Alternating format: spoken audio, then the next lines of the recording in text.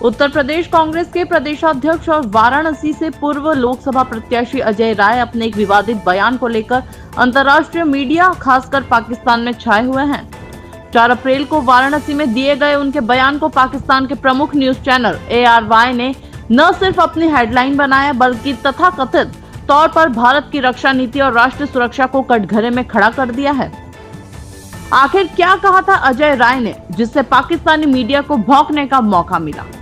हाल ही में अजय राय ने जम्मू कश्मीर के पहलगाम में हुए आतंकी हमले के बाद केंद्र सरकार की कार्यप्रणाली पर सवाल उठाते हुए कहा था कि राफेल लड़ाकू विमानों को सरकार ने नींबू मिर्ची लटकाकर हवाई अड्डों पर खड़ा कर दिया है।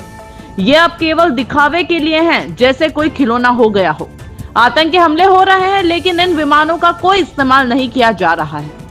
उनके इस बयान का इशारा सरकार द्वारा किसी तरह के धार्मिक या अंधविश्वासी परंपराओं के सहारे विमानों को सुरक्षित रखने की मानसिकता पर था, लेकिन इस बयान ने अंतर्राष्ट्रीय स्तर पर एक नई बहस छेड़ दी है।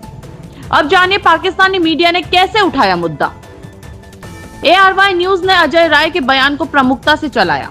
ARY न्यूज ने अपनी रिपोर्ट में लिखा, भारतीय नेता अजय राय ने राफेल विमानों को नींबू और मिर्च बांधकर हैंगर में खड़ा करने का आरोप लगाया है। यह बयान भारत की सैन्य तैयारियों की पोल खोलता है। चैनल के प्राइम टाइम एंकर ने यहां तक कहा कि भारत आंतरिक असुरक्षा और धार्मिक प्रतीकों की राजनीति में उलझा है, जबकि सीमाओं पर हालात बिगड़ते जा रहे हैं। ARY न्यूज ने अजय राय के इस बयान को भारत की तोहम परस्ती कहकर निशाना बनाया। पाकिस्तान पे खबर चलने के बाद बीजेपी नेता का तुरंत पलटवार सामने आया। बीजेपी प्रवक्ता शहजाद पूनावाला ने इस बयान पर तीखा पलटवार करते हुए कहा कि सेना का अपमान कांग्रेस की रणनीति। अजय राय ने राफेल को खिलौना कहकर भारतीय वायुसेना का अपमान किया है। क्या अजय राय ने ये बयान राहुल गांधी के इशारे पर दिया था? अब पाकिस्तानी मीडिया इसे भारत विरोधी प्रोपेगेंडा के रूप में इस्तेमाल कर रही है। कांग्रेस का इतिहास रहा है कि वो राष्ट्रीय सुरक्षा जैसे मुद्दों पर भी राजनीति करती है। फिलहाल अभी तक इस मामले पर अजय राय की प्रतिक्रिया नहीं आई है। जनता रॉक्स की टीम जल्द उनसे संपर्क करेगी। ये पहली बार नहीं जब पाकिस्तानी मीडिया ने भारतीयों के बयानों को हथियार बनाया है। इससे पहले भी पाकिस्तानियों ने ऐसे मूर्खतापूर्ण कार्य किए हैं। लोकप्रिय लोक गायिका नेहा सिंह राठौर का एक वीडियो जिसमें उन्होंने पहलगाम हमले पर मोदी सरकार की नीतियों पर सवाल उठाए थे, वह भी पाकिस्तान में वायरल हो चुका है।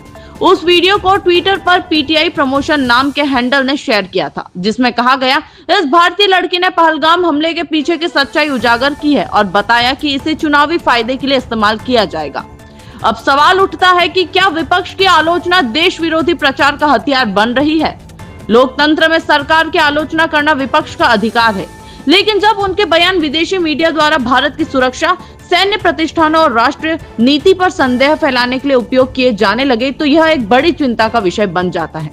क्या विपक्ष को अपनी भाषा और मुद्दों को अंतर्राष्ट्रीय असर के मद्देनजर सावधानी से नहीं चुनना चाहिए, या फिर इस तरह के बयान एक सोची समझी रणनीति का हिस्सा है? आप इस मुद्दे पर क्या सोचते हैं? क्या अजय राय का बयान सच में राष्ट्र विरोधी प्रचार को बढ़ावा देता है? क्या यह बयान भारतीय सेना का अपमान है या सरकार की नीति पर एक जरूरी सवाल? क्या विपक्ष के नेता चुनावी फायदे के लिए राष्ट्रीय सुरक्षा जैसे मुद्दों का उपयोग कर रहे हैं?